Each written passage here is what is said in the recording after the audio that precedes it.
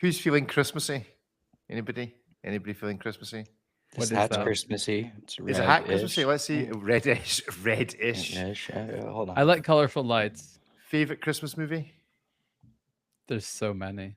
It's like a whole universe. Oh, come on, Ariel. We're 30 seconds into the show. Make a choice. Favorite Christmas movie? Here's the thing. Uh-huh. There's this Oh, there's a distinction thing. between ones about Christmas and like Uh-huh. ones about winter that have nothing to do with, Okay, Christmas. But like, oh, it's a Christmas movie. So like, I don't know where you draw the line. so Well, Die There's Hard, boundaries. Is this a Batman, Christmas not shirt?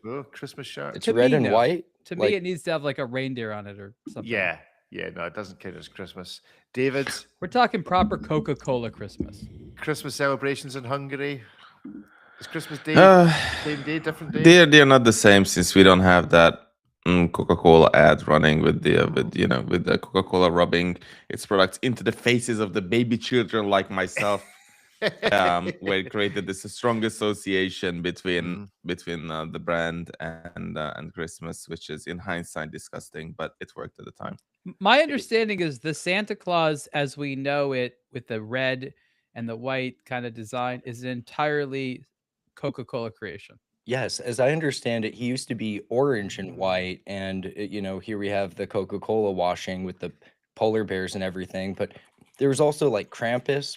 David, do you have Krampus over there? Is that more of a thing in your region? Yeah, in some ways we have it, but not really. It's everybody's behaved very well here, so we don't need it. I think we just need to celebrate it for the corporate holiday has become. I know there's the religious types that I think that's like a separate holiday at this point. I think there's two layers to it. I think the Coca-Cola Santa thing is a myth. Is it? Yeah, it wasn't. Santa Claus with a red suit definitely existed before Coca-Cola. I'm not saying there was like none, but there was not a cohesive like this is what Santa looks like, and then they just like solidified it. Well, Like, isn't- this is Santa. Isn't the Live Dutch audience Santa decided- wearing orange and like a cancelable attire? That's just Dutch for you. The Dutch just everybody wears everything orange. It's just the natural. Yeah, everything colour. is orange for them. They see red Everything as is- orange. I'm not. Exactly. I never thought I would be googling this, but I googled early depictions of Santa, and And he's wearing red and he's fat. So there you go. and It's how not a early? Coca-Cola How thing. early are we talking? It's the first 1930s? image finds of Google early. Google early. Google early. It's the first pictures on Google early. So that's basically, what basically 1997? That's probably Yeah, It's like people calling, it's a vintage GMT, and it's like a ceramic bezel, and it's like it's 20 years old. That's not Yeah, an that's- early depiction of Santa. That's a whole. Can I design a watch for Santa? That's really what I want to do. Like one that would be the So Santa the- tool. Didn't Seiko do it for the power design project, or the Maybe. Maybe incredibly they did one. specialized watches, or whatever they're calling it now? Okay. There's I'm not saying it's a novel 1823 idea. I just think that'd be fun. American poem, A Visit from St. Nicholas, written by an anonymous author who worked at Coca-Cola, recounts St. Nicholas and depicts, and basically that is where the image originates from, as a portly, jolly, white-bearded man, often with glasses, wearing a red coat and white fur collar and cuffs. So apparently it goes all the way back to the 19th century. There's an Excellent. 1863 illustration by Thomas Nast, and he looks more Coca-Cola to me than anything else. Although he is smoking a pipe and has a Coca-Cola. gold pocket watch. Gold Did he pocket- oh, always there we have go. reindeer, or was that a more recent invention? Did he always have flying Yeah. reindeer? Like, He's exceedingly portly and has a I agree with the golden gold, though. sword. Santa I mean, has to have yeah. a gold watch. We must be Oh, the yeah. official watch show of Santa Claus, bearing in mind our color scheme. We are the kind of red and white. We're the only Oh, ones who care gosh. anyway. We own Yeah. it now. We own it. We've decided Coca-Cola. such a We That take it was- from Coca-Cola. I we- just sent we- you the picture. We own. Let me have a look. We own Christmas. Oh, right, okay. I've That's never actually thought to quite a dis- do It's actually a quite watch in the disturbing. blog to watch colors. I've never thought to do that. I mean, maybe it would be. Does anybody want that? Is that even a good idea? I have no idea. There we go. There's Santa Claus, circa 18. Everybody wants it. ump. We'll I've make thought Santa our about it. brand It's got a gold- ambassador. I love our that he has a testimony. sword. Like he's Yeah, that's like, what I said. Yeah, he's strangling a doll. like a cavalry officer who's smoking opium. Yeah, yeah. Yeah. Look at so that face. That's off the charts high. That face. I love that he has a knapsack and the children's toy. Is that for him or for someone else? I can't tell if that's I his think he may doll. be He's delivering toys. Either he may be stealing Toys? them. He may be stealing and pawning Toys. them. Those aren't all These toys. are like 1860s toys, like Come the on. little sword and the little doll, Is Yeah, the pipe a Napoleonic. toy? the long leaflet Napoleonic of Wars. Algopirin. You see, It's So I'm glad they had books back then. There's a horse. There's a doll. If anyone comes Books. downstairs late at night on Christmas Eve and finds this by the fireplace, they should call the cops. This is not Santa. This is concerning. Yeah. Who gets go the pocket gold watch. pocket watch? How good do you have to be? Or do you Is have this to a duel him for it? Is this He has a fan? sword. What is a sword for? Yeah. Dueling. It's a toy. Yeah. Toy sword. Toy sword. There we go. So that's it. That's your Santa. That's Christmas. That's how we're doing Christmas this week. So there you go. Merry Christmas. Okay. So Don't tell me that if that means we can't record next week. Come on. we'll record next week. But if Santa, so if you're reinventing Santa in the way that Coco did, what watch is he wearing? Are there any good red and white watches? Does anybody? There's like an No, it's old gotta be ta- gold. there's an gotta old be Tag gold. Heuer Formula One that's in a really nice red from back in the day. But Like a gold yeah, world timer, maybe? Basically the Alaska Project. the Alaska But for the Project. cold. Yeah, that's amazing. That's really what it's And about. Santa even the Claus- color scheme works. Yeah. But would it be the Got moon Christmas spot tree or the hands original? already. Yeah, Christmas. Yeah, true. Cool. Right. Well, there we go. Ariel, I need some guidance now because Oh, okay. yeah. Okay. So this week's Where are we driving to? clappage. Well, this week's clappage. I really want to break an embargo on this week's clappage, I but love I'm how not we going still to. have embargoes and it's I'm like not, a week I'm from not the going end of the to. year. So we're going to need to give weeks. a clappage this week to a brand. I think we can probably name the brand, but we can't name why they're so deserving of their clappage until the new year when we will give them a clappage again, because they seem to have managed to design a watch for fans of a thing Oh, I and know then you mean. use the thing that people are fans of in a deeply inappropriate way to add to the thing. Now, It made sense to me. it made sense to you. Well, it doesn't. Totally made sense to me. As a personal fan of the thing, it makes zero sense to me. And when I have told several people about, would you buy this watch celebrating this thing if it happened to be partially made of the thing that it's celebrating? And they all went, Okay, let me ask you a "It's no question. joke, It's slightly ironic that this is coming from the Panerai owner, who the Paneristi have used things to Hey, make straps and celebrate rubber the thing. strap." No, but are there other things you like, Rick, that you don't want made into parts of watches? Oh, there's a question. Things I don't, bits of my body. I don't want any part of my body. You made want to into a celebrate your watch. body in a watch? Okay, that's a new I don't want to special weird thing. No, I don't want to celebrate it in a watch. I don't want any bit of it made. Well, you know how Morris Grossman have the hair from Yeah. what's her name? What's the chief executive owner of Morris Grossman called? Oh, it'll come Oh. back to me in a minute. Okay, I Is it was reading about Christine? I don't know. Christina Hooter. Christina Hooter. She has part of. So other like, than body hair parts, from what her don't you head. want? I don't know. Would you want? Would I want? Like you bit wouldn't of mind tractor parts in the tractor watch. tractor You wouldn't mind parts? that. Yeah, Those yeah, but tractor no, parts? nobody died in the making of it. Yeah, but like animal parts are basically like raw Nobody materials. was We've been literally doing- rendered in the making. You think an animal was killed just for that watch? You think they like murdered it? Be like, oh, we need a strap. Let's just kill an extra animal. I doubt that. I don't know. It's the watch industry we're talking about. It is the If you watch get to industry. choose the animal that's then made into a strap, okay, I can see that being controversial. Anyway, so we can't tell you who it is. You'll need to wait till the new year. But it's deserving of the clappage. So this week's clappage goes to a brand we can't name for a watch we can't tell you about. For made of a mystery thing we meat. can't say made of mystery meat. I reckon there's a decent chance that the press release is subtly changed for the time it actually comes about. Because I can't imagine I'm the only person that looked at this press release and went, "You are joking." You've made a watch I celebrating can this. almost guarantee there will be no change. It's No going to be change. rolled out exactly as we've seen it. I think the target audience wants it just the way it is. Just the way it is, as Oh, yeah. much pain and suffering as possible Oh, in the yeah. animal kingdom. Maybe I should send the press release to PETA and say, here's one for you for the new year. Happy New Year. Merry Christmas. You think People get excited about blood diamonds. You realize that, right? That doesn't true, turn true. anybody off.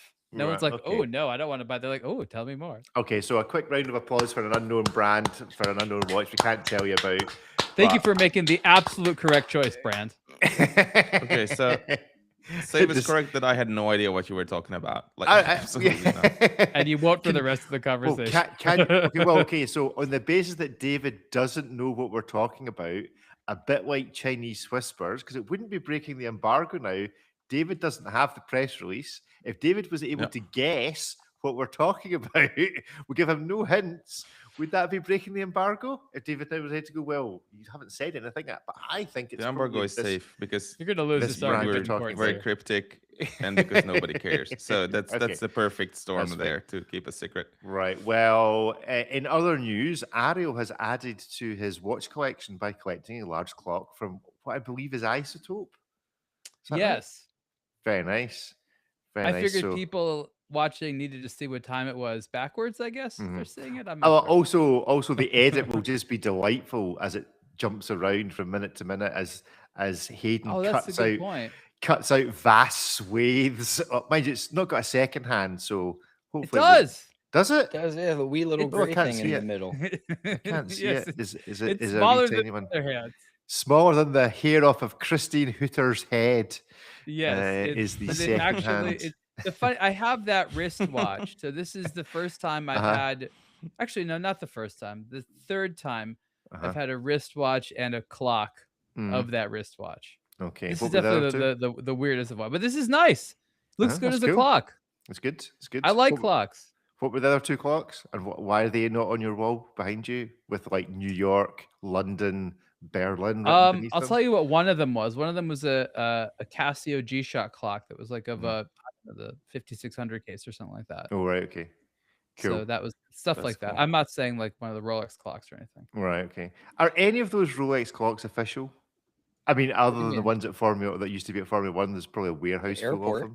The airport. Yeah, I'm sure but has anyone ever There's a bunch got an official one for use in their own home or office? Why has no one stolen them from airports? Is what I want to know. I mean, they're pretty high up normally. I've seen some. Yeah, you bring the leather. That's how you gain access to any place. On the Sunset Strip, there's a giant FP Journe clock sitting in the little Meridian Parkway thing, and I keep waiting because people are like cutting the heads off of statues for the scrap metal. I keep waiting to be driving down Sunset one day, and someone has just taken a hacksaw and taken the world's largest FP Journe, and I don't know, you'll probably see it on Chrono 24 or something. No, they're gonna Flavor it. If it was in Glasgow, there'd be a traffic cone put on top of it because that's what we do. How do you do that? Maybe you could mount the clock on the traffic cone. No, you just put the Glaswegians would find a way of putting a traffic cone. Like a hat? What is this supposed to mean? I mean, I've warned you. This is what's going to happen to your country next year when the Scottish people if you let Scottish people in for the World Cup, all of your national monuments will have traffic cones on their head. Do they bring their own traffic cones, or they repurpose ones they find? I mean, we're stingy, so we probably repurpose. Stingy. Okay. I will find you an image of the traffic cone. And actually, in a previous existence, we made a Swatch watch that had this picture on it. There is a selection of Wellington with traffic cones. That's probably the most famous version of it. It tends to be a student gig. So that's Wellington with a traffic cone. And this is called local culture. This is local. This is outside the Museum of Modern Art in the centre of Glasgow. Am I offending anyone if I think it's not funny? No one that has a gun license. I just don't think it's in great taste. I understand the joke. I just don't find the joke funny. It's guerrilla marketing from VLC Media Player. That's all it is. Occasionally, the horse also has one. But I guarantee you that there will be traffic cones mounted onto public statues. It's funny once, but for this to catch on, it's not that funny. Our traffic cones are solid color orange, so they're not going to be as interesting. They're going to look like weird witches' hats. Oh, well, Yeah. they'll find. there's I'm one. I'm sure they'll find. There's a Harry Potter one, a Ukrainian support one. There's a pigeon with a hat. It's not A wizard. A watches. wizard hat would be funny. I'd like to A see a wizard hat legitimate first. wizard There you go. hat. Here's the wizard hat. Right. Okay. Shall we talk about some watches? Is Seems that like what a this- great way to that- keep the Let's rain talk off. about though, I have to Ariel's say. interview with Jay Leno. Wow. Jay Leno. Yes. Tell us about Jay Leno and why he's not been on this show yet. Is he It's like avoiding a us? really big question. You want him to be on this show? I think that would be fun. You think he's I- available at like midnight on Mondays? I think if anyone. Wait a minute. The guy made a career out of appearing on midnight at Mondays. Is it not? What time? I agree, but he's also retired from that career. Right. Okay. But you know, I'm sure he still can. It's I mean, quite presumptuous. Like, hey, jump on your computer. We could ask. you could ask. I mean, I'm I will prepared ask to- him. I'm prepared to record slightly earlier if it suits Oh. him. If his old bones can't hack a midnight recording anymore. Let's wait for then- something to come out, which is very opinion worthy, and then I'll invite him to come on and talk about it. Excellent. That sounds like a great idea. So tell us a little bit about this recording because it's obviously going to prove really popular. So a few Uh, weeks ago, we were invited to his garage, which is, if I don't, if I can say the best garage. I know there are other good garages out there, but it is the best garage. And we recorded an episode Superlative right there. Uh-huh. Mr. Leno has become quite the enthusiastic watch lover and collector, Mhm. a true devotee of learning about it and trying to understand watches, and follows the blog to watch, which is really nice and flattering. He has some interesting watches, and we didn't just talk about what he bought. I think that that's like a lot of what other collector interviews are, and I don't know that that really is important. It's kind of, as I was joking with Ripley, like looking at a man's underwear drawer. I think what's more Let's do interesting that is- show. well, what's more interesting is what he values in watches, what he Uh-huh. perceives about the industry. I can bring up questions and he'll answer the way he wants to answer. Yeah. So I think a lot of it was me just trying to think about questions that he hadn't been asked before or that he might give an interesting answer to. Mhm. And I think enough of it was definitely good material. He's an absolute professional. I mean, this is, he's one of the top people in the world for doing, off the cuff interviews. Like that's literally what he made him famous. And it's just a privilege being able to chat about a shared hobby with him. Yeah. I spent time with him at one of the car shows, so get to know him a little bit. So we did a superlative episode, and hopefully there'll be more in the future because honestly, he's a really interesting person to talk to and a very generous person. And thank you, Mr. Leno, for coming on. Yeah, cool. I don't. I mean, I've watched a couple of the car garagey type things, but it's not really my particular scene. As he's getting older, is he getting less into cars and more into watches? Because I wouldn't say that. no, I'm just curious as to which way is he a completist? Is he like, I've got all the cars I want to collect, therefore watches is another thing? I was having a conversation last night with someone who's just about to finish their collection of Rolexes. They've kind of got one of everything they want. So they're like, well, what's next? So is his watch obsession coming as a result of him completing his car obsession, or is it a completely different sort of motivation? It's a different hobby. I think he likes it in the same way as cars in a lot of Mhm. ways. Of course, they're different. I think he approaches it mostly from the angle of curiosity. I Okay, don't think he's like, I want all the world's most important watches. right. He seems to be quite fascinated by alternative mechanisms. So Okay. different ways of displaying the time, different ways of having a regulation system, Mhm. different ways of storing power, displaying power. He likes the oddities, if you will. You see that in a lot of cars. Mm. He likes superlatives, but he's never like, this is the first Mhm. or this is the best. He's like, look at this interesting way of doing this. The things he's Yeah. been interested in are like resonance. He's been interested in, various types of like astronomical complications, Mhm. Fusee and chain transmissions, like all Okay. these interesting ways that different brands do in their own slightly fashion, their own flavor. But these are all techniques to overcome some mechanical problem. So he again, really is interested in watches from the fact that they are a machine designed to fulfill some purpose. So does Yeah. he therefore own a Panerai equation of time? Because he sounds like the guy that must.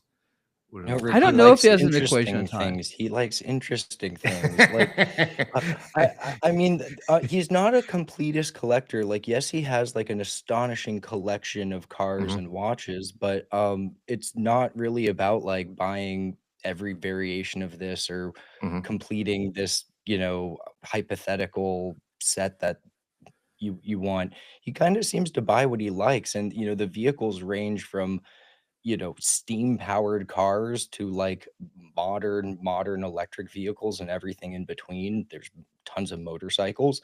And then Mhm. with the watches, it's not like, you know, Rolex guy, AP guy, typical rich dude stuff. It's a lot of interesting stuff. He seems to buy whatever he likes, and it comes from a place of general enthusiasm rather than like wealth flexing or that kind of completist attitude of you're not a real collector till you own blank type of Mhm. thing. You know, um it's a lot of atypical choices both in the cars and the watches, but you know, that's kind of what makes it interesting. It's not the one you see in everyone else's collection. So has he got something else that he also collects? It doesn't feel like someone who collects cars and watches then doesn't also have a collection It's of all kinds of stuff. He's got something else. artwork. He's got random machines. He showed me water heaters. Oh, does he have Um, tractors? Does he collect tractors? Yeah, he's got tractors. Excellent. Right, get him on the show. We'll talk tractors. He's definitely got tractors. He showed us a few tractors. So sorted. Right. Okay. My common thread to me and Jay Leno, an appreciation of tractors. We can do that. I don't know how That'd often he be gets to nice. talk about that. He might be delighted. Yeah, it will be a niche within a niche within a niche for sure. There's I no could doubt say, about do you want to that. come on and talk about tractors with a real Tractors, tractor guy? He tractors and watches. Well, he also might not respond. If not, don't also feel bad. farm equipment like He has who a was it? tank. A There's like tank. 2 Yeah, tanks, like cool. military looking amphibious vehicle thing. Well, the other guy who I was interviewed a long time ago about watches, it was at a Zenith event, a DJ who was Carl called Cox. Carl Cox, and it turns out that Carl Cox's hobby away from all is he grows very specialist grass for feeding racehorses on a little farm that he owns. So we geeked out about that, and the Zenith PR rep was kind of, this is not why we brought you here. We didn't bring you here to talk about advanced grass Do you growing think we could for get some racing racehorses. grass? Racing grass is that does that mean something else where you are? It sounds like it Let's find might. out. I'm halfway through watching that Charlie Sheen documentary. I don't know if you've watched it. Oh, it's a good one. He seems quite familiar with racing grass as well as many other Oh yeah. substances. Oh yeah. Yeah, there's some cool few And watches. watches. Yeah, there's some watches. He has a thing with Nicolas Cage where he meets Nicolas Cage at the back I door brought of a that up nightclub. before in the show. You remember? Yeah. And then I you were was like, making I've fun of heard me this. about it. I was like, I've heard this story before. Yes, I told Nicolas you. Cage chatting up somebody saying, "Do you like my watch? But what do you think about my watch?" Anyway, right. So, was there a driving conclusion behind your chat with Jay Leno, or was it just a nice ramble through watches and collecting, or is there some point to be drawn out of it from a guy who, if you like, can collect anything he likes in any way he likes, but he's chosen to do it in the manner that he has? I think it's interesting to hear about someone getting into watches today versus like 20 or 30 years ago. Mhm. I think it's interesting to hear his Interesting. perceptions on the brands and some marketing and some of the ways that he's, experienced it through retail or dealing with brands. I mean, he must get some serious. Julia Roberts, that film, some serious sucking up. There must be some brands try on with Mr. Leno in terms of. He's made a couple of watches already that he's sold as merchandise for his garage. He's worked with some company, Oh, right, okay. maybe Sheffield, somebody I've never really heard of. They're not Mhm. expensive. They're like a few $100, like $300 or $400, maybe less. Mhm. Mechanical ones, and they, he just sells them as inexpensive Yeah. things. I think there's a potential of him maybe getting more serious. Cool.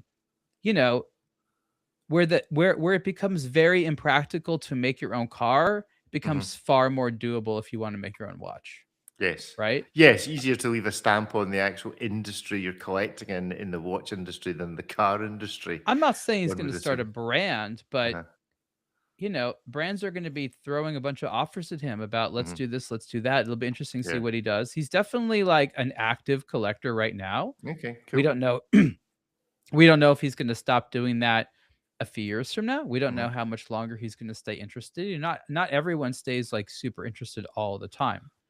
But the reality is that he is definitely like not just surface level interested. He's interested in a lot of the right reasons, and he's just a really nice, approachable guy. So it's so great that we have this amazing communicator, obviously popular collector. I think that's one of the things that for me makes him one of my heroes, is that he took the idea of turning your hobby into a job and making it something that was ever even something you thought about. I'm not saying he was the first one, but for sort of my generation, he was just someone who's like, oh yeah, and Jay Leno happens like cars as a hobby. All of a sudden, after his time being a talk show host, he still does comedy stuff, so he still does stand up, but like the car thing became his world, and he makes money that way. He's turned his hobby into a profession, which is the dream of so many, including of in the watch space. So he's this wonderful role model because he's done it. I'm not saying it's easy, and there's plenty of people in the car space who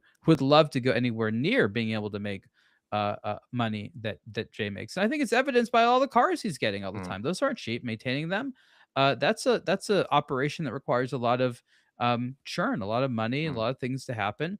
I'm not saying he's a for-profit guy. He's probably spending a lot of what he makes, but that whole thing takes a lot to do. So he has to maintain. He's got to work to keep all that alive. So a huge amount of maintenance, buying new cars, logistics. It's, I mean, if it's you know how it is. You own one car. I remember in his garage, he has like cords going to all the cars to keep them charged because it's so often the batteries die in these things. It's just like chances are the batteries gonna be dead. He has to like independently like have electricity to every one of these cars, and there's just countless different things that has to go on there.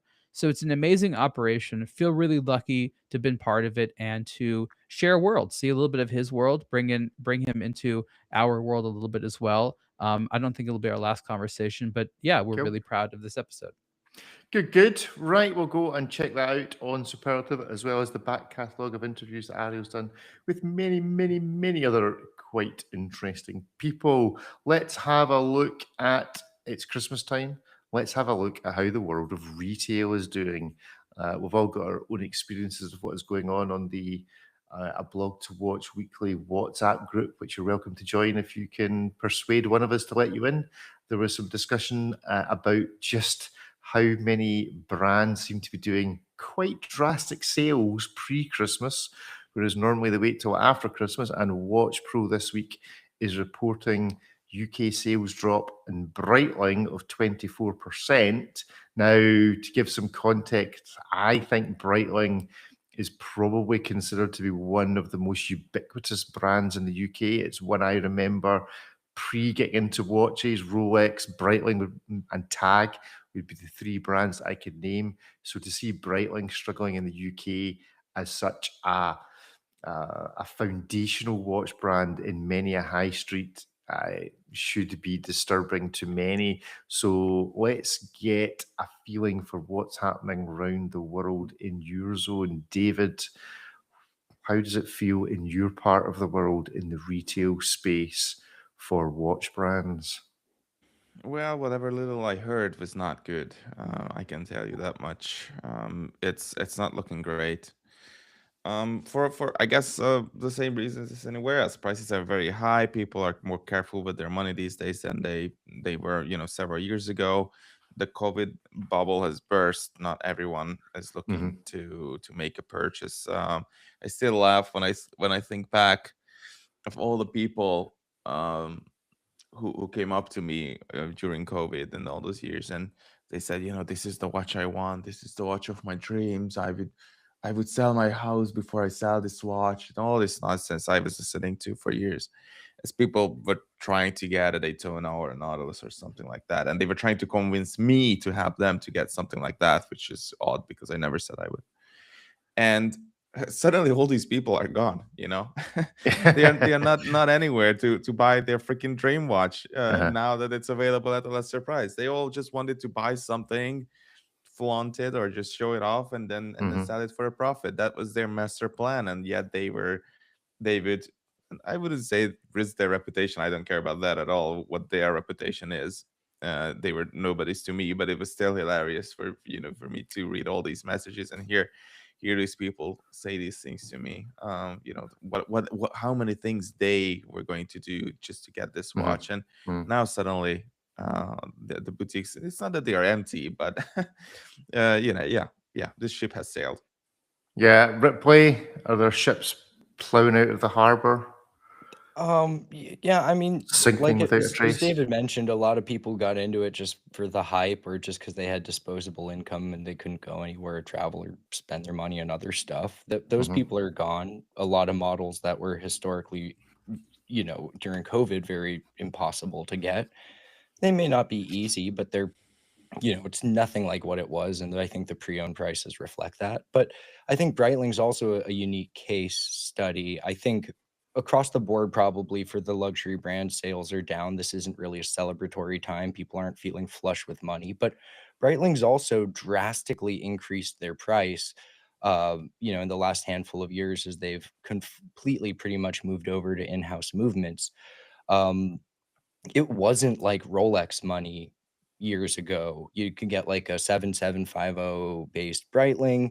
It was more expensive than a Tag, but we're talking like less than Omega. It was something that people could buy and was more attainable. Right now, Breitling, it's very expensive. Like Navitimers are like 8-9 grand. The in-house stuff for the three-handers has seen a price jump as well. It's no longer a Sellita base, so it's now a different price as well, where I don't think 24% is going to be applied to most brands. I think Breitling's being hit harder than most because, one, the watches are quite a bit more expensive, and two, they've also done a lot to change up a bit with their design and concept in the last handful of years. And some of the older buyers who wanted that masculine, drenched Avenger type of thing, the new Avenger is very different, and that kind of same statement applies to the rest of the catalog. So I think Breitling is probably feeling it worse than most, but only some of that's due to just the economic climate across the board. Ariel, what's your feelings about what's happening in watch retail at the moment? Are we at the bottom of the market? Is it just, a mess out there with a mix of, dedicated boutiques effectively run by the brands, mono boutiques run by retailers for the brands, and then multi-brand boutiques who actually maybe have some experience in genuinely selling watches and raising a client base? It's a very interesting concept, and there's just too much data that I'm not privy to, that I may never be privy to explain everything or to know the scope of it. But I can speak about a very specific thing that I think is leading to a lot of this. When you look at these numbers, it says like minus, 24%. It sounds like a huge decrease. And it sounds like the market is behaving in this like pathetically bad way. I think the problem is that you don't understand a lot of what's happened in the meantime, what's going on, some of the context where these numbers come from. And this has to do with the fact that over the last couple of years, brands, especially Breitling and others, have put huge investments into retail. They built so many stores. They pumped so much inventory all over the world. They've had all these third-party retailers make independent Breitling boutiques that the third party pays for, that has the Breitling name on it, and it's full of Breitling product. So I'm not really sure what they're comparing it to. Is it compared to their expectations? Breitling ostensibly makes money when these watch stores are full of product. It's then up to these independent parties, these local retailers and the staff they put in these mono brand boutiques to then sell the watches, which we knew was going to be hard. Breitling just kind of wiped their hands, like, okay, we got our store. They paid us wholesale for the product.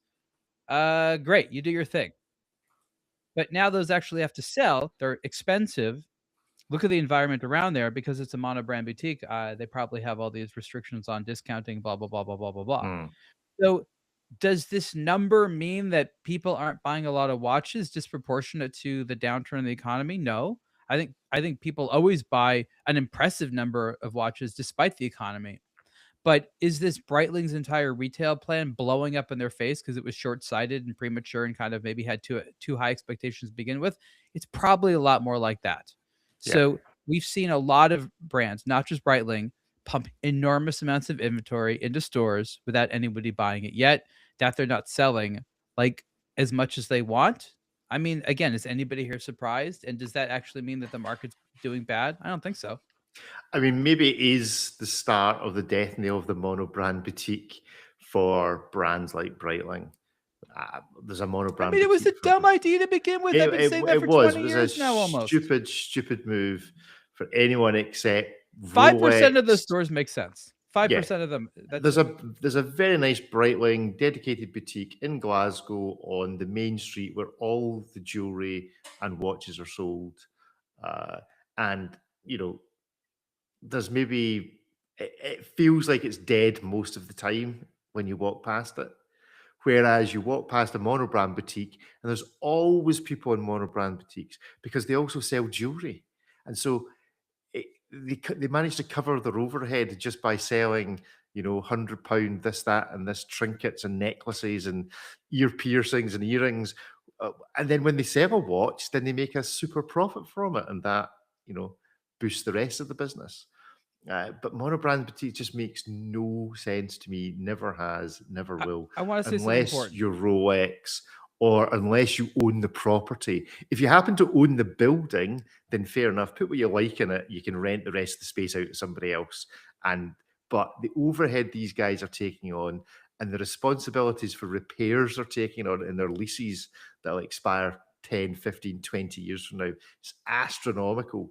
In my opinion, if you've opened all of these boutiques in one shot, they're all going to be in similar lengths of lease. They're all going to expire at the same time, and you're going to have a big bill in a few years' time if you're trying to get out of these boutiques. Sorry, I'll go on. No, you're absolutely right, and I want to say that when you ask the question, who wanted these brand boutiques? It's not the consumer. Mhm. The consumer consistently prefers shopping in what we call a multi-brand environment. Yeah, consumers want to browse. They want to have a collective environment. That's what they prefer. It was the brands that said, no, we love the idea of our stuff being sold in a monobrand boutique. Mhm. We wanted to increase our desirability and therefore the amount of money we can charge per an item. But these are all attempts to make these things honestly less competitive.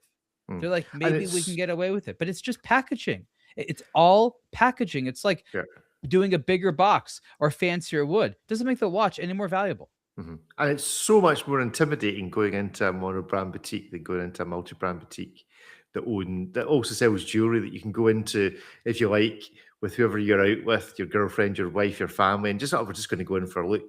Going into a place that's virtually empty with two salesmen staring at you as they try, when you're not in to buy it there and then, you want to have a browse. It's so difficult to effectively browse and learn in a monobrand boutique. David Ripley, your experiences? I think most people prefer a multi-brand boutique. There's just more to look at. There's a greater diversity of stuff, and there's naturally built in like the 3 kind of price tiers to help you narrow it down. You see the expensive stuff, you see the cheap stuff, you see everything in the middle, and you see kind of what makes the most sense. And then you feel good about your purchase because you saw stuff from a bunch of different brands. This is the one you like the best, or this is the one that made the most sense for the money you're spending, and you're happy with it.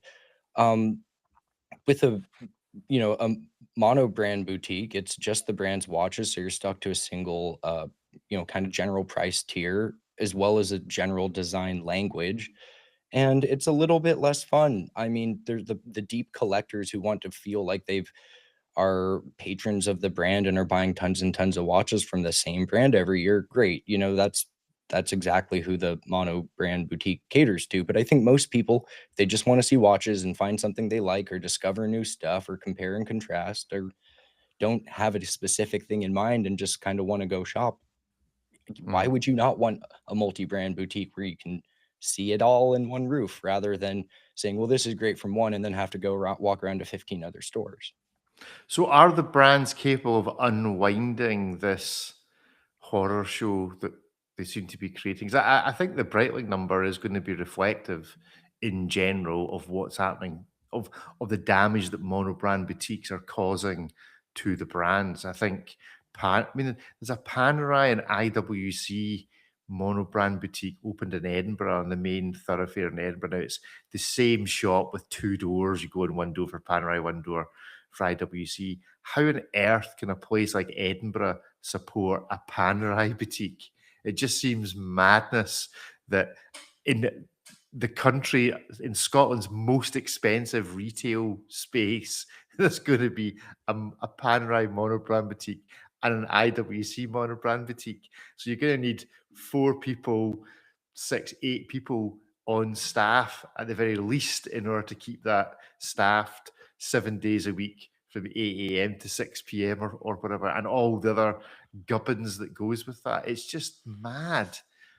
Can they unwind this without completely losing face? Will a multi-brand who probably fell out with the brand itself when they decided to withdraw their services and their supply from the multi-brand family boutique that's been going for years, is there power now with them to say, actually, you know what, Panerai, we don't want you back, but we're not interested because this is how you treat us? Do you think anyone's brave enough to just say to these guys, forget it, we're not taking you back because of how you treated us when you left?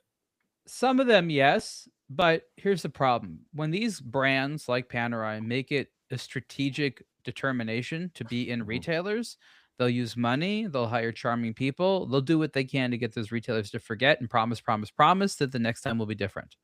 So it's not like an optional thing for them. It's if they have a corporate mandate, they'll do it at some cost. Does that mean they're necessarily going to abide by the rules that they set for themselves? No, but they'll have enough to pay to convince retailers to try it again. So effectively, they're like the retailers. They change to every generation. They'll find someone new to try it until they mess it up again. Okay, right. Let's have a look at this. Ripley, you reviewed the Urwerk UR230 Blackstar, completing the trilogy of UR230 watches. Tell us a little bit about this. Nice. So this is the third and final UR230. This one is known as the Blackstar. The first one had that lid on it. I don't know if you remember, a few years ago. Had similar colorway, black, yellow, very classic Urwerk. It had a layered carbon case, and it had this weird little lid thing that covered the upper half of the display. So you really only got the hours and minutes on the bottom. That's all fine and well. It was a cool watch, different case. It's sort of the evolution of the 200 platform they have. And then I believe 2024, they released the follow-up version, which was the Polaris. It was all white. I reviewed that one. We saw it in Geneva. It got rid of the lid. It used this white material for the case, which it's a composite that uses ceramic and fiberglass, all kind of woven in it. So it's white, but it doesn't look like milky white ceramic. It's more of like a sparkly white-ish type of thing. And it had Stormtrooper vibes. It was really cool. It was a tangibly different watch than the first one, the quote unquote Eagle with the lid. Now, this is the third and final. And I was kind of hoping that Urwerk would sort of stretch the envelope here and make a third one that was distinct from the other two. But this is really more one that sort of brings the other two together. It uses a case silhouette that's more similar to the Polaris without the lid. The material on it, though, it's similar to the white material, but it's a black version, and it has carbon also in its structure. So it has this interesting sort of patterny effect to it. As far as the mechanism, it's the same thing. This is a cool one. Obviously, you have the satellite. Yeah, you got the retrograde minutes, but then you can also augment how the automatic winding works. A switch on the upper left-hand side will turn it on and off, so you can disengage the rotor completely. And then the other one, it's an interesting mechanism. It uses these two turbines, and as you turn the knob, it changes the aperture of the air that can go through those turbines, and it works like an air brake to prevent the rotor from swinging too powerfully. Lots of lume, kind of similar to the first one in that regard, but it's an interesting watch. There's really not a lot of these, similar to the other ones, just like the other ones, really. It's a limited edition of, I think, 35 pieces or something like that. Yep. 35. Yeah, and it's quite expensive. It's priced the same as well. But this is a cool one to round out the trio. I like the 230 case. It's not for the small wristed, but it's kind of everything you want from Urwerk. Looks like a spaceship, crazy display, esoteric mechanism that is going to take 5 minutes to explain to someone. Yeah, it's everything you want. And $200,000. What do we think of this, David? I mean, it's cool. I'm just browsing Chrono 24 for different Urwerks just to check the market. And all you need to spend is between 40 and 50K, so a quarter of this watch, and you can get all the Urwerk you want. You can get All full the work you titanium need. bracelet. You can get my personal favorite, the UR105 Mhm. streamliner with the lid that opens up, which is just unbelievably amazing. I had that in for review a couple of years ago. Why would I just don't get it how they can still sell these things for 200K? Like, who's sitting around on their hands and thinking like, oh well, I have to get an Urwerk, but I hope they make a new one that looks like everything that they made 10 years over the last 10 years, right? And maybe I have the privilege of paying 200K for it. So I freaking love Urwerk. It's amazing as it has ever been. I just think it would be fun to maybe for the guys to step back and just hand over the keys to the brand for like 2 years to somebody totally crazy and Okay. just tell them, okay, here you go crazy with our brand. We trust you, and let's take it to another level. Because it's I totally understand that the effort that it must have taken them to get to these inventions and these designs is so tremendous that you cannot keep this momentum up as a person. It's impossible to always one up yourself, and it would be unkind to say that they are milking it, because they're not. I mean, still the effort is absolutely there. It's just that the market at this point is getting sort of saturated with amazing Urwerks at relatively solid prices. Mhm. So yeah, just hand over the keys to someone and have them go crazy with the brand. That Well, would we be did amazing to see. we did report last week that Benny, formerly of AP, was now available. Do we think No.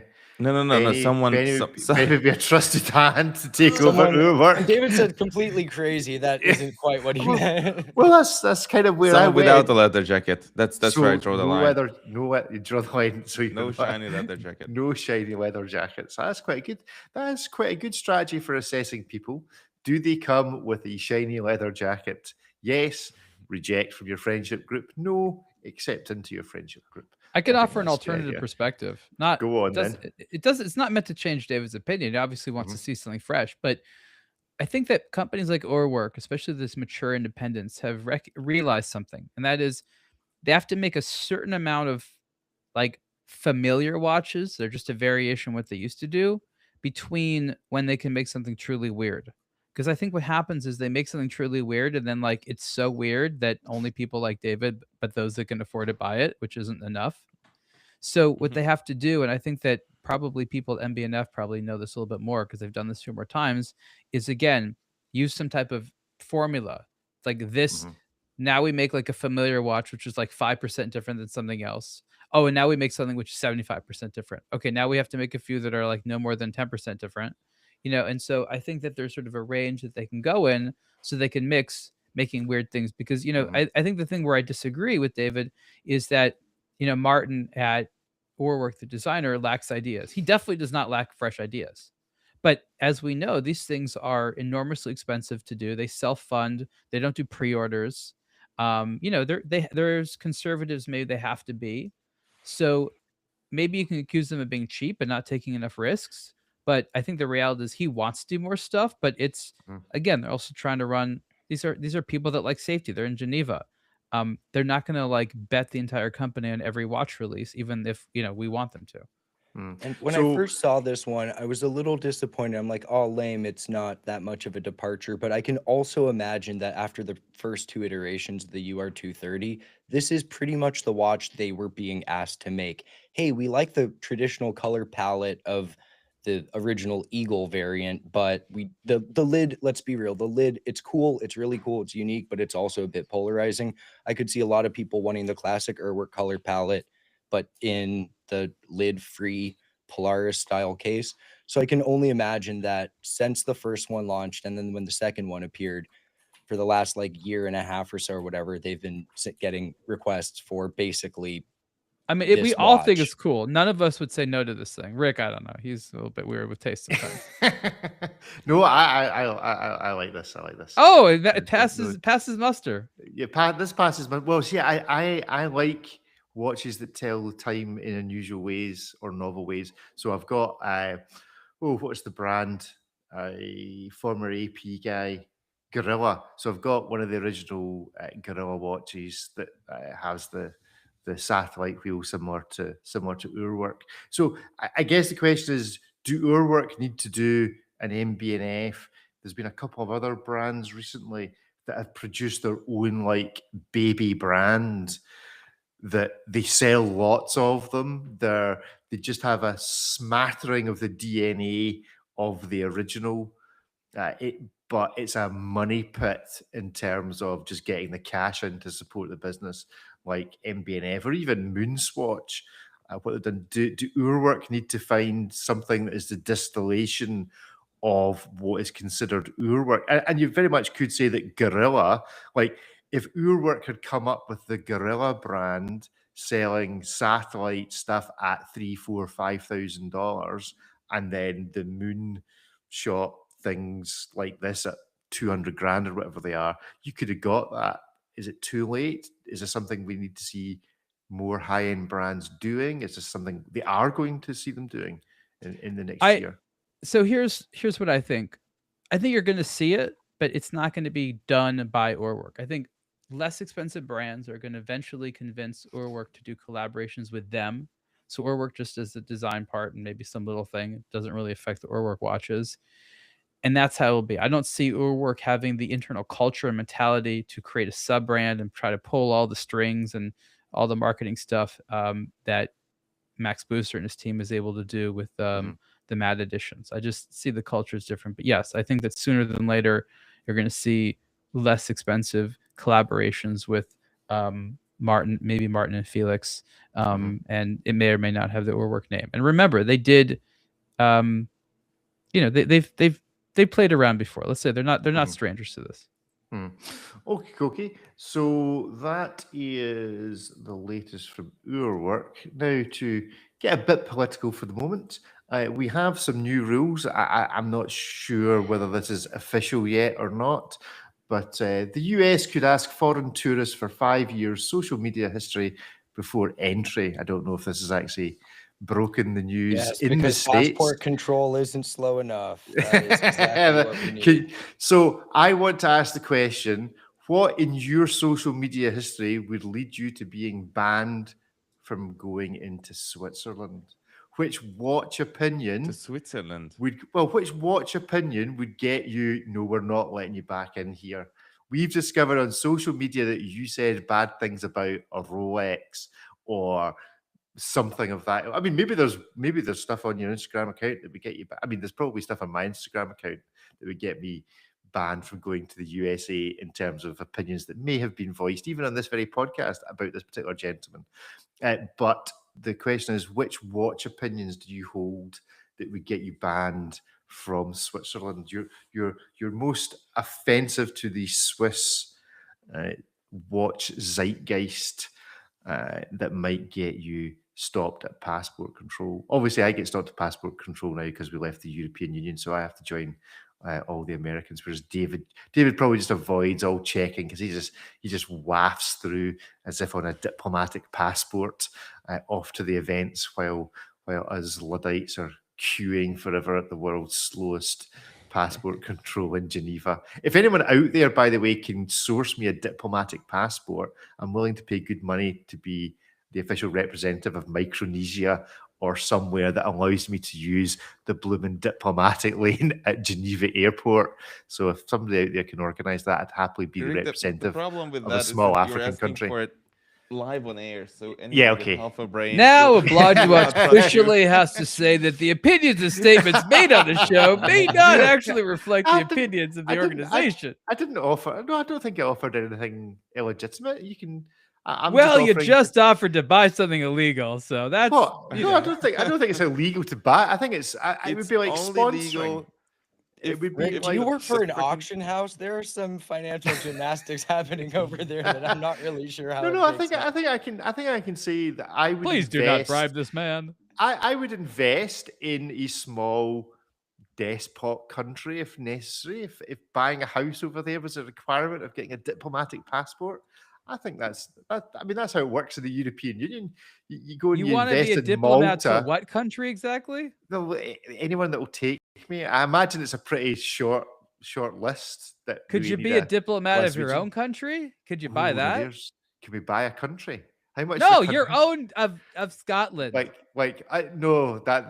Scottish government don't. There's people in the Scottish government. Some of them don't like me very much for reasons that we'll definitely not go into in this show. So they don't want you representing their national No, they don't. They interest. wouldn't Okay. want me representing them. So Not- what not- not country yet. don't know. aligns best with your interests? I don't know, a sunny one. My interest is purely sunshine. Sunshine. So somewhere South Pacific would be fine. I don't think there's too many despot regimes in the South Pacific, are there? Not that I'm aware of. Is New Zealand? Is it viewed to be a criminal hub? Not especially. Yeah, there we go. So, which watch opinion is going to get you banned from Switzerland? Which the man at the best dressed passport control officers in the world in Switzerland, wearing their day dates, are going to go, sorry, you've showed us your social media. We don't think we're letting you in. I'm not sure what mine would be. I think it would probably, maybe it would be a Panerai related thing. Maybe it would just be that I have too many Panerai photos on my Instagram account. And they go, sir, we fear you may be hiding something that may cause danger to the rest of our population. What might you be hiding inside of your Panerais? Oh, that's a good point. Maybe something with a half hunter case that shows that you So, might be using I have it a to question. sneak If something in.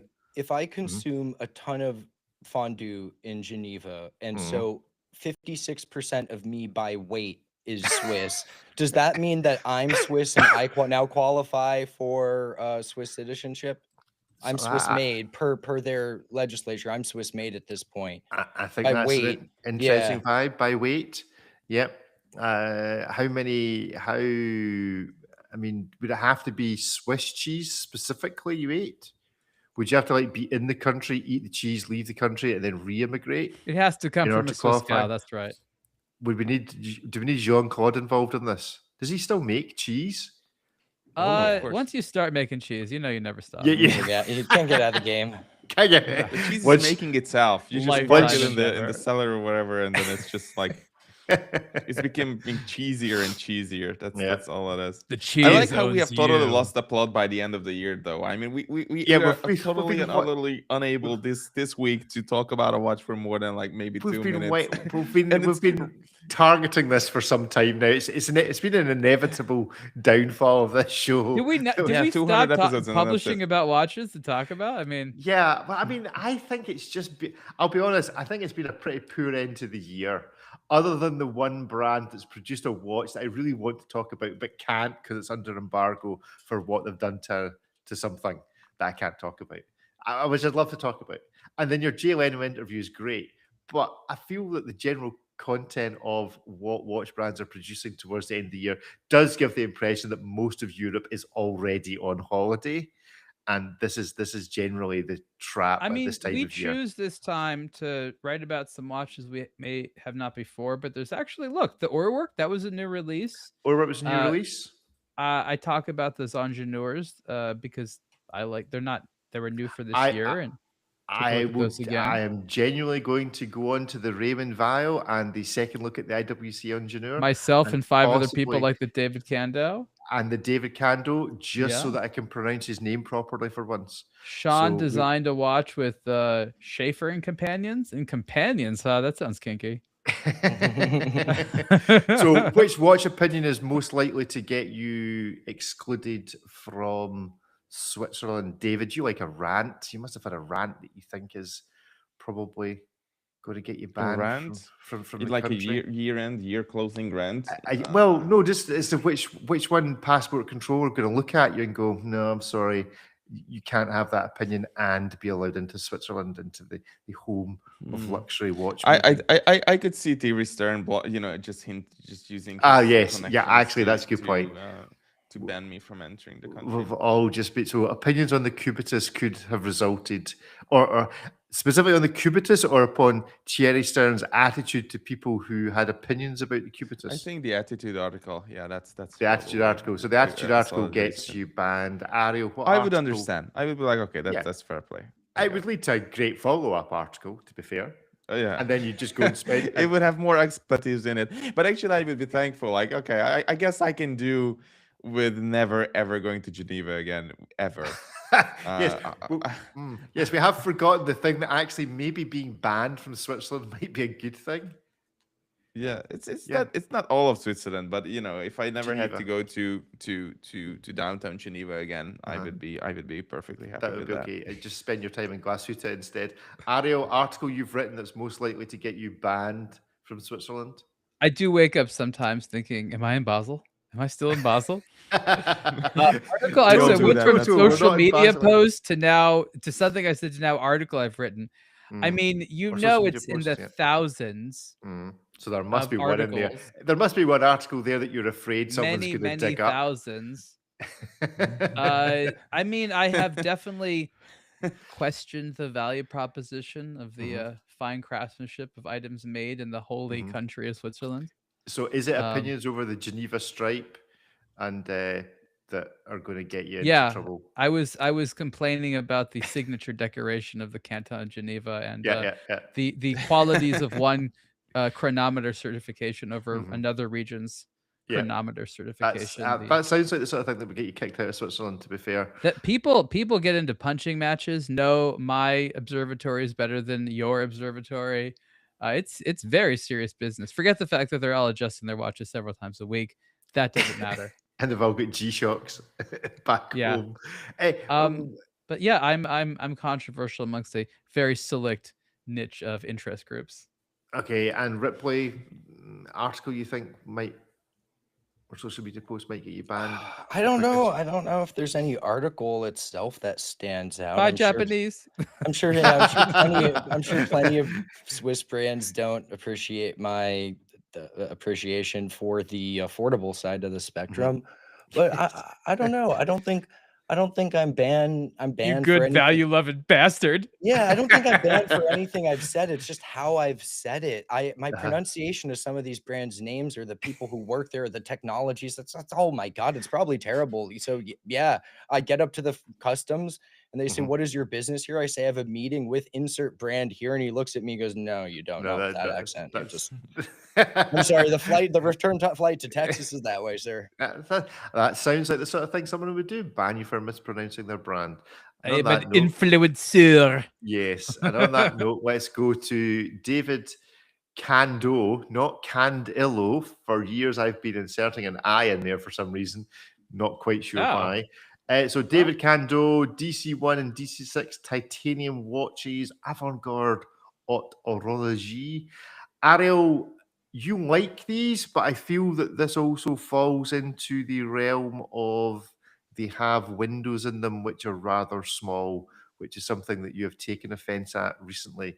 Why do these get away with it? Why does that? I assume it's a power reserve at the top. Yeah. Why does this get away with it in the way that some other more recent productions do not? Well, I think sometimes you can forgive little things for overall concept. It's not illegible. And it's not like you can't see the dials. It's curved and it's got all kinds of stuff going on and things aren't necessarily what you expect them to be, but it's overall very well done. These are comfortable. I don't think I've ever liked this watch from just the shots. If I hadn't worn this watch, played with it, I wouldn't have necessarily liked it as much as I do. This is a very much in-person watch. Great example is the exposed titanium that has the guilloche engraving. Like, it maybe looks cool until you realize, like, oh, I can touch this. I can feel the texture. Oh, most other watches where you see the decorations on a dial, you don't get to touch it. Classically, of course, you could touch it. But it's like little weird things like this. The tourbillon with the inclined balance wheel, the weird magic crown, the elements of the female form, which you can laugh that this watch manifests, the nice finishing, the fact that David Cando is like a multi-generational watchmaker, This is a high passion watch, and you can feel it by looking at it, wearing it, and operating it. I'm curious. So the crown pops out for those that are familiar with the kind of Omega did it with another really light watch. I think Christopher Ward did it. Never has David Kando been compared to Christopher Ward. But can you declutch this? Because I feel like this would be the sort of fidget spinner that you could pop out, play with, if you could somehow declutch it from the mechanism. Or is there an overwind spring that I can't overwind it? So I it can has just a few different. I think just you might be twiddle able it. to twist it. Yeah, I think you could. I can keep twisting it and Yeah. without fear of blowing up the back of the watch. Or you don't need to twist. You can just kind of press it and watch Or it pop push it in and out. Yeah. Oh yeah, that might be good. So I can twist it, I can push it, and I can bop it. Is what we're saying. You can play with this watch. Yeah. We just need the sound effect from the game in order to get the full benefit of this watch. David Kando or Kanto? Well, this is an odd picture, particularly. This is like a particularly odd angle. Yeah, the odd angle 1 and upside down odd angle 2. Yeah, this feels like. That's why I love these things. This feels like the sort of thing that has Donald Trump's signature at the bottom of it. I'm just saying. There's so many weird expressions this watch is trying to make. Different ways of looking at it. Yeah, I'm so confused. I'm not in a good way. You know, I mean, I guess all it's good for making it practice or something, but you know, otherwise, it's just like, it's just why, just how, you know, it's just really interesting. This is why I like the world of watches, because there's so many permutations, thousands, if not tens of thousands of permutations on where you put a crown or how you design the display, that, you know, it was bound to happen that 1 in 100,000 permutations will have all these funny connotations to it, like this one. And it's actually like a great looking watch, and I like the guilloche you can touch, and I like the display that you can actually read. It is just, you know, it's just a bunch of cool executions on it, but it's very, very difficult not to have these associations in my mind. So I guess I will leave it there. But thank you, Ariel, for all these very, very, very amazing depictions on You're on welcome. its, strong points. Yeah. Can we label this not safe for work? I guess we can do that. Whose work? For $235,000, it's a Velcro strap. Is that right? If you want an additional better strap, I am sure they will give you any horse material you like. Whatever material you want, as long as it's made out of something on your farm. Horse, you say? Horse, you say? Yes. Horse, carton, tractor, whatever you're vibing with today, Rick. I do like this.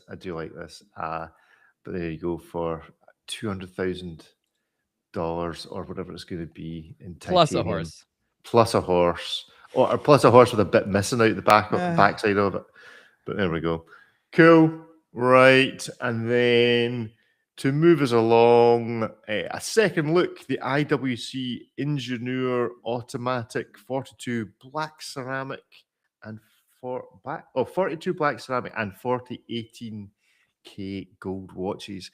Here's my question about the Ingenieur.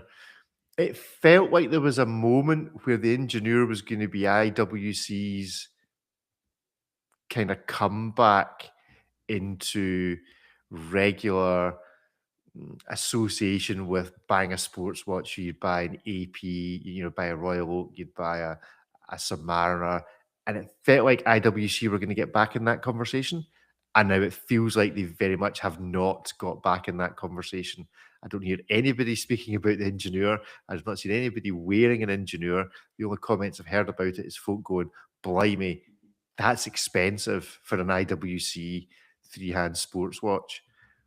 Have they missed the boat? Is it just bad timing? They had a long time thinking about bringing this watch back during key popularity stakes of integrated steel sports watches.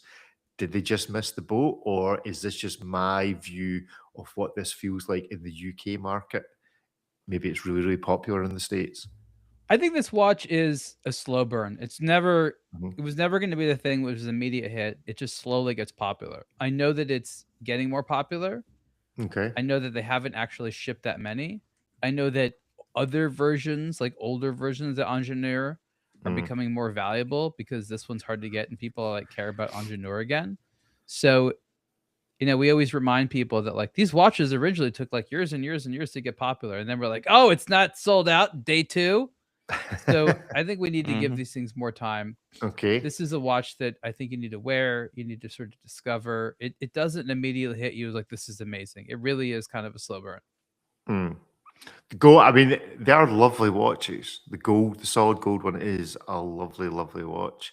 Ripley, David, experiences of the Engineers, or the reimagining of the Engineer since its launch a couple of years ago.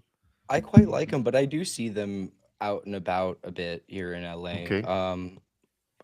Not a ton of them, not compared to like Royal Oaks or Rolex or something like that, but you do see them out and about. And as Ariel mentioned, was never like the hype watch. It had a bit of a moment upon its revival, but this wasn't like a flash in the pan for IWC to bring it back. This is going to be something that continues to sort of play a role in its catalog. They clearly put a lot of time and effort into the revamping of it. So I don't think this is going to be the Moon Swatch. Everyone cared about it for about a year and then moved on. I think this is going to be one of those things where everyone really cared about it for a year, but they're not going to move on. You're just going to see more and more of them. This is it's very different than what you get from IWC. So I think it'll be a bit of a slow burn, but I see them. I see them. I see more of them now than I did when it first came out, and that's probably just somewhat due to the more it being in existence. But you also figure that if people are still wearing them and it's not like the hype newest watch, they must be they like them. They haven't sold them. I mean, it's not really front and center on IWC's website for those watching on YouTube.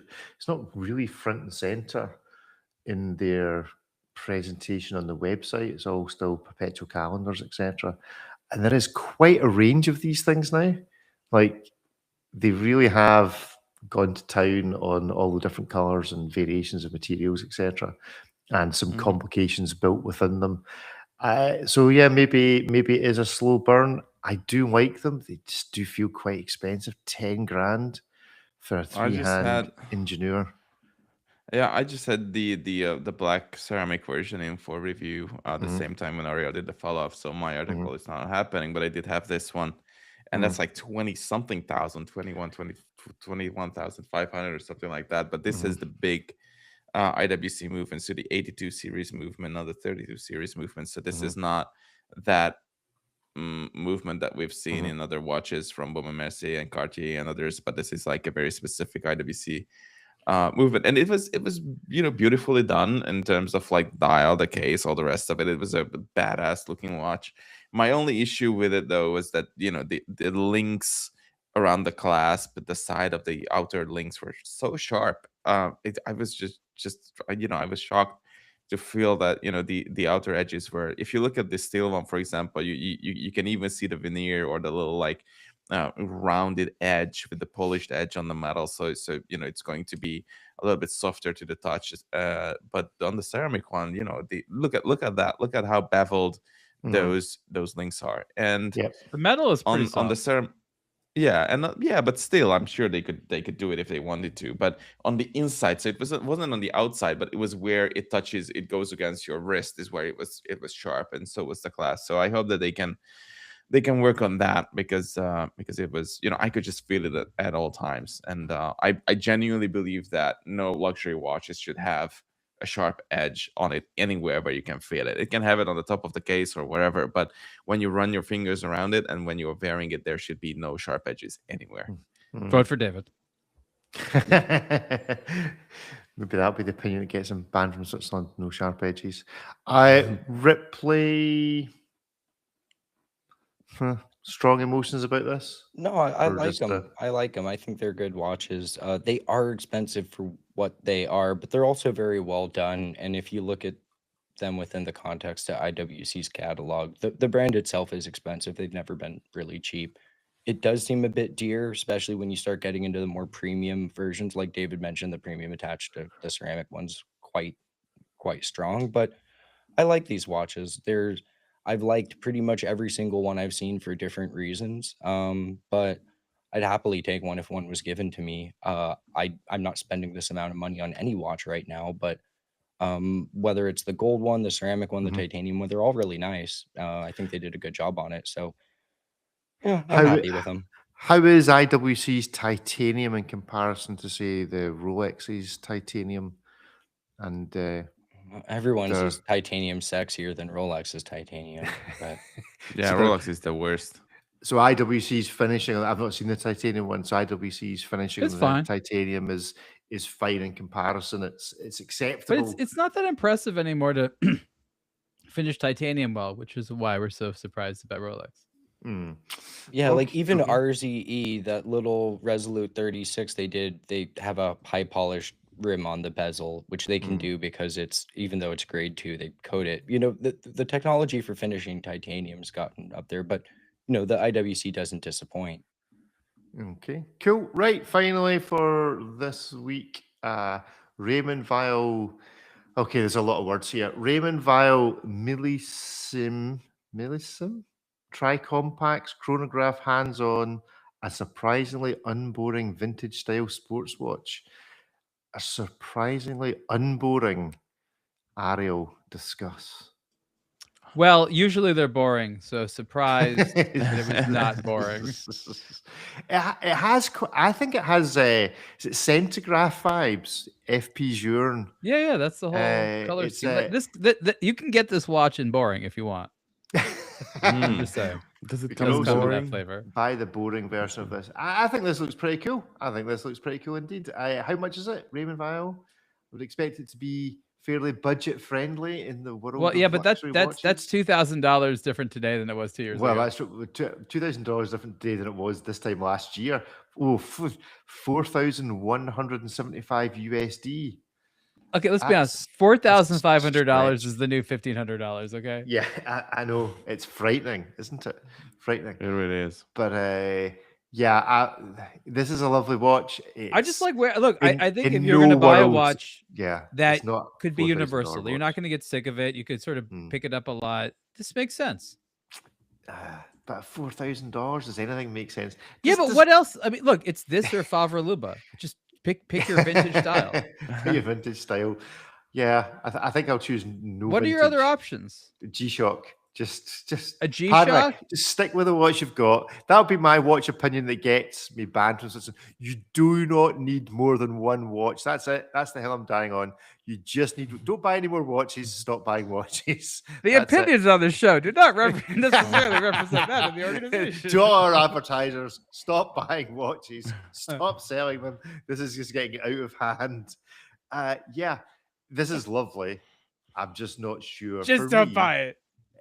For me, stingy Scotsman, it's not $4,000 worth of lovely. I mean, how much is the Panerai American?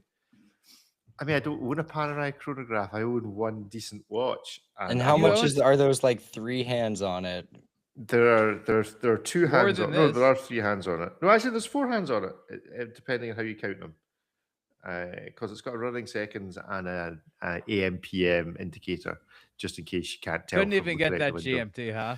No, it's got a GMT. Actually, it's got 5. We've got 5. It's got a GMT hand. It's just, it's hidden. I forgot. How did you miss 3 hands? You're just like, wait a minute. Because I've taken my glasses off the top. I'll put my glasses back on. It'll be fine. I'm starting thinking of more than one Panerai. You didn't know which one you were wearing.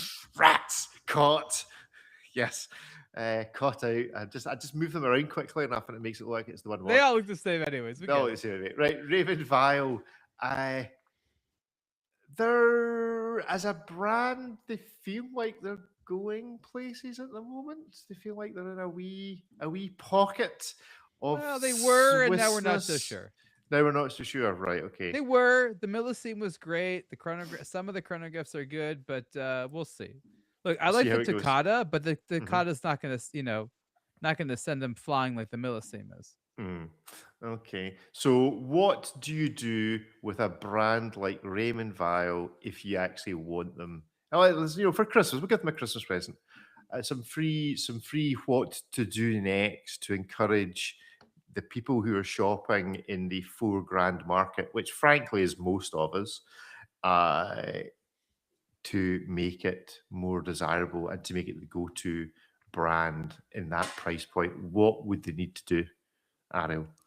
Very simple. I think they need to look at some of the successes we've seen. It's been intermittent, but everyone from sort of Christopher Ward to Oris, who's been competing in these price points, has shown that the way you make a mark for yourself is not necessarily just by product. Anyone can do nice product, but through community.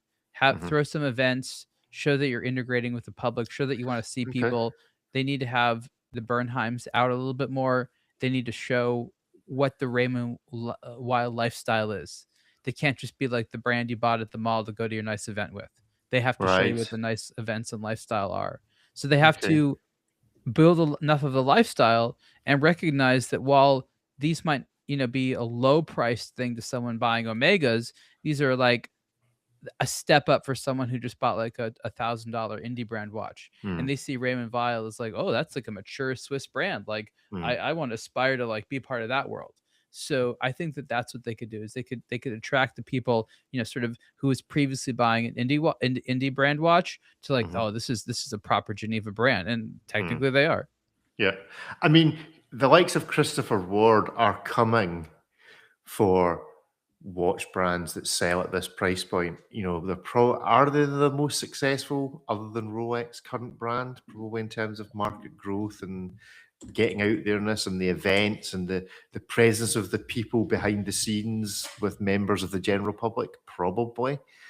And their price point is slowly stepping up inch by inch. More you're trying content. to suggest that Christopher Ward is the next most successful brand of Rolex?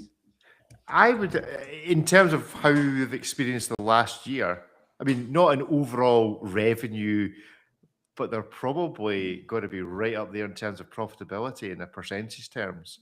I'd be interested to look at the books in terms of that would be really, because usually companies that are making money spend more, and they're notoriously bad for spending. So how does it look? If you want to look like you're making a huge amount, but you're not spending an amount, that means you have a lot of debt investors. That's what that says to me. You're not actually doing amazingly. You've got a bunch of people that expect all your profits. No, I think I'm not sure that's the case in terms of Christopher Ward. I think it's probably a slightly different motivation because of the people who are involved with it currently and how they got involved with it. They'd already made their millions elsewhere. It's not a vanity project in that they're not vain people, but it's not we have to drive profit out of this for shareholders. But it turns out they are. We'll see what the results. They keep talking about their number. They keep announcing their market gains. If they were just sort of like a humble, quiet brand that was having fun, they wouldn't do any of that. They don't have shareholders. They don't have to announce these things. So the fact that they're announcing their performance, they're announcing it to someone. Who are they talking to? Right. Okay. Well, me apparently, but so other than Raymond, it's a good point you make about Raymond Weil though, in terms of they need to get the people involved in the brand more front and center, the events, the engagement with the community. Is there a brand right now? Because I feel the likes of Oris and that have fallen off of that wagon, if you like. Is there a brand that someone of the scale of Raymond Weil at the price point that should be looking to, in your opinion, as to who's currently doing it the best? Which brand at this level is engaging the community the best at the moment? David, Ripley, Ariel, particular experiences with brands? I actually don't know. I'm not really part of that community. I don't spend a huge amount of time as a voyeur on social media to see what goes on. I'm not the perfect person to ask. From my perspective, I couldn't tell you who's doing well. It's a quiet period right now. As they said, brands are leaning into retail infrastructure. They go to their events, that's where a lot of these brands go to. But in terms of doing it themselves, small brands, I don't know. Maybe someone else can tell me. David, the brand that sprung to mind for me was Nevada Grenchen at the moment, but maybe I'm wrong. Maybe that's just the algorithm speaking to me. I'm not on Instagram anymore, so I have no idea. And to be honest, I don't care at all. Media. And neither should you. Nobody gives a hoot who's trending. Doesn't matter. Buy what you like. Who's trending? David refuses to be trendy. Ariel, come on, we'll be the trendsetters, Ripley, me and you. I don't know. I mean, it's not so much who's trending, but just I think Ariel hit the nail on the head. Just a general increase in marketing. People know the name, but they haven't had any modern reference to it. But there's a lot to talk about. The watches that Raymond Wile's been releasing recently have been stronger than in past years, certainly. They have a cool catalog. They have stuff to talk about. They're, a respected Swiss brand, independent, all that good stuff. It's just to remind people that all of the good things about them and get themselves in front of people and start forming that relationship with the collecting and enthusiast community. They don't really do any of that. They're just kind of this brand you see and know, but there's nothing really going on, or that nothing really about it that, as Ariel mentioned, sort of like, what does the Raymond Weil lifestyle look like? I have no idea. They like music and stuff, but they don't really do enough to tell us about it. What's that TV show? Everybody Loves Raymond? Was that? Yeah, but that's Ray Romano. That's surely they need him as their brand ambassador. There's an obvious. Just get him. Everybody Loves Raymond. There we go. I've solved your marketing problem for you. Problem solved. Moving on. That'll fix it all. Yes. That'll fix it all. Right. Good. Okay. Well, it's kind of, we need to decide what we're doing for a Christmas edition. So Christmas carols. You want to sing? Is that the? I was thinking. I have to sing. Well, if you're doing Christmas carols, we need to sing, unless you're wanting to relate them. Should we do Christmas carol?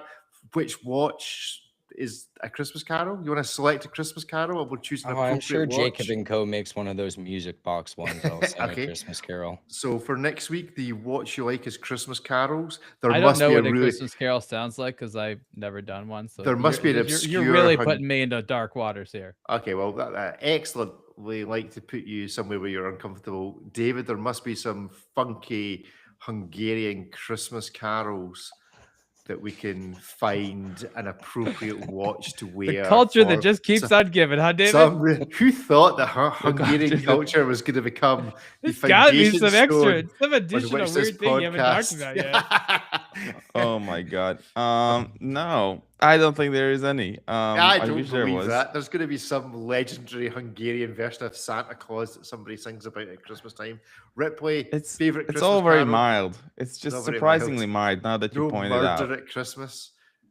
Ripley, favorite Christmas carol, or we need a Christmas themed watch you like for next week. So pick something Christmassy. It doesn't have to be a Christmas carol. Favorite Christmas gift. Christmas foods. Item. Favorite Christmas food. Is there a traditional food? There we go. Is there traditional food that the seller's household has on their table that nobody else has? And what watch is that like? Well, it's not at all traditional. So we're in Southern California. So despite my mom's side of the family being Japanese, we're basically Mexican. And so we make tamales every year. Tamales. Okay. Yeah. I'm not quite sure I know what that is. I'm assuming it has a tomato content. No. What? No. You've never heard of a tamale? I've heard of it, but I couldn't tell you. It's mostly corn. It's corn masa. You stuff it. You steam it. No. How can you call something tamales and it not involve tomatoes? That just seems weird. A fair point, sir. Okay, so tamales is on the seller's Christmas table. Ariel, what is on the Christmas table? You've got some Ukrainian heritage there. We're talking the best Chinese takeout you can find that isn't too busy. Excellent. Chinese takeaway. We'll do that for Christmas. So which watch is most like a Chinese takeaway? Grand. Okay, come on, David. Give us something that's going to appear on the Hungarian Christmas table that we can research. A big bottle of Coca-Cola, I guess, just because it's just wired into our system. It's true, though. I mean, people do like to reach for the good old Coca-Cola when it comes to freaking Christmas, which is odd because it's just a thing. Okay. That and arguments about politics, probably. You could do like a proper bingo there. Proper bingo. Okay. Yeah. Okay. Well, so Coca-Cola is the most generic Christmas thing you can think of. The weird thing that will be in our Christmas table, that's always on our Christmas table, is Melba toast. Are you familiar with Melba toast? It's like a cracker, right? Well, it's toasted bread, but your average slice of toast or slice of bread is cut in half through the middle. so it's extra thin. So Yeah. for some reason, we always have Melba toast at Christmas. So we're looking for the most flimsy, would break type watch as a You result got of dips? Melba You toast. putting in dip? Is that why you're doing it? No, I just butter it normally. Have it with soup. I think Yeah, maybe you're that was- using it wrong. Is it I'm using it wrong. you put anything on Okay. it? Or is it just like thin No, toast? it's just very thin toast. It curls up. It becomes really crunchy. It's very nice. There We should all be this whole ad where there's like the Melba toast people, like they storm your house for Christmas, like emergency, emergency! You're using our product wrong. Let's show you how to celebrate with Melba toast the right way. the Butterball hotline for Melba Butter toast. on Melba toast, and they freak out. Okay, so that can be our watch you like. That would be our Christmas edition watch like, because I refuse to do a review of the year show unless people really want it. But I don't, Yes, let's 'cause- talk about watches, please. Let's talk about watches. That's boring. We could use the talk about Christmas. randomizer. Talk about random ones. All right, we'll do. Why don't we do? We'll do what you like for those, and we will do. How many days it'll be? Well, we could have done a Christmas calendar, like 24 random watches from the history, and we'll open each door and see what's behind it.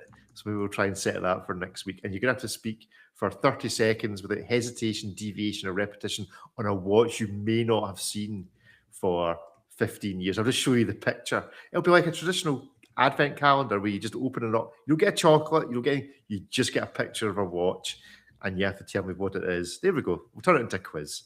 There we go. I like that idea. Doesn't sound too complicated or convoluted at all. Anyway, right. So have you bought your Christmas presents and are you buying any watch related gifts for anyone in your life or yourself to close the show? Any watch purchases coming this way? Anyone you're trying to get into watches by buying them a F91W or something? I guess you Ripley? can get a good discount on anything you want, given the news, right? Yeah. Just buy some There's watches. Now's the time. discounts available. Well, Ariel, I no mean- watch content in the stockings for anybody. Look, I think the best gift that we got was that the tariffs that were imposed on Swiss Watches America go down to just being annoying size, not what the hell this is going to destroy the economy size. So what other gift could I ask for other than the resumption of strained business? Donald gives the best gift. There you go. Ripley. Well, I don't think it was Donald who gave the best gift. I think it was Rolex who gave that the Like best gold gift. That was bar. the clock and yeah. Just, I mean, is there anything so? It's just surreal to see. Yeah, I'm not even discussing about it. It's just There's it's nothing gold can't fix. You know that. There's nothing good. That's basically it. That's basically the vibe. So, and David, no watch themed Christmas for you, for anybody in your family. You're not buying some annoying Not swatch really. for someone. No, to I keep mean, I you awake always at bring night? something that I have in for review, so we can, so I okay. can just. It's always fun to gauge the feedback of non-watch enthusiast people on whatever nonsense I have in Oh. for review. So that's fun. So you have a Christmas Day watch. Ariel, you feel like somebody who might have who might put a bit of thought into what they're wearing on Christmas morning. Excuse me. Squeeze me. Do you have a Christmas themed watch that's already you're thinking that's the watch I'm wearing on Christmas Day? No, there's a lot No. of thinking going on. No, No, not that one. surprises me. That surprises me. Green, There we go. red, no. Green, red. Okay, fair enough. Right, well, that is our show for this week. Thank you all very much for joining us. We will discuss exactly what a tamale is next week for those that don't know, because Shocking you don't know what a tamale A is. tamale is. Does it make you more happy if we could tell you that we'll get them on a street corner for you? Yeah, if you want to send them across, that's fine. Rick, I'm going to send you a video of me making them. Between my wife's family and mine, I've got like 2 days of tamale making. Tamale making. Yeah. And They're no also wrapped in tomatoes. something which is not edible. Oh Don't yeah, they're forget wrapped that in part. corn husks. You might like corn husks. You're a farmer. Yeah, they're wrapped in corn husks when you put them in. They're cooking it. Right. This seems You need to weird know to not me. to eat the corn husk is the Right, point. They okay, don't. that's fine. That's not built in on the packaging. It doesn't I say mean, that. It next to doesn't inform you. tacos and burritos, tamales are like the most famous Mexican dish. Refried beans or No dish, not like a side, like a Pesetas. a Right, main okay. thing. I don't think Okay, people no. out of areas that serve it know what it No, is. I've no, seen that. There's no idea. No. So on that bombshell, we shall leave you for this week. Tamale for now. Food Bye exploration. bye.